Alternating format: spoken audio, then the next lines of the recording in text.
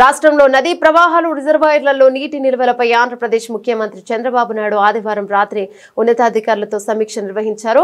ఇక dynamic flood management తో నీటి వనరుల సంపూర్ణ వినియోగం జరిగేలా చూడాలని సీఎం సూచించారు. ఎగువ రాష్ట్రాల నుంచి వస్తున్న వరద ప్రవాహాలను రియల్ టైంలో అంచనా వేస్తూ అవసరమైన చర్యలు తీసుకోవాలని ఆదేశించారు. రెయిన్ గేజెస్ ద్వారా కురిసిన వర్షాన్ని లెక్కించి ఫ్లడ్ మేనేజ్మెంట్ చేపట్టాలన్నారు. వర్షపాతం ఎగువ రాష్ట్రాల నుంచి వచ్చే నీటి ప్రవాహాల సమాచారాన్ని విశ్లేషించి సమన్వయంతో అన్ని రిజర్వాయర్లను పూర్తిగా నింపాలని సీఎం సూచించారు. అదేవిధంగా సాధ్యమైన ఎక్కువ చెరువులను నీటితో నింపాలని ఆదేశించారు. కృష్ణానదిలో ప్రకాశం బ్యారేజ్ వద్ద ప్రస్తుతం 6.57 లక్షల క్యూసెక్కుల వరద ఉందని అధికారులు తెలిపారు. వచ్చిన నీటిని వచ్చినట్టు సముద్రంలోకి పంపుతున్నట్లు వివరించారు. సోమవారం సాయంత్రానికి 7 లక్షల క్యూసెక్కులకు పైగా వరద రావచ్చని అంచనా వేసినట్లు తెలిపారు. శ్రీశైలం నుంచి వస్తున్న వరదతో పాటు తెలంగాణ రాష్ట్రంలో కురుస్తున్న భారీ వర్షాల కారణంగా వరద వస్తోందని తెలిపారు.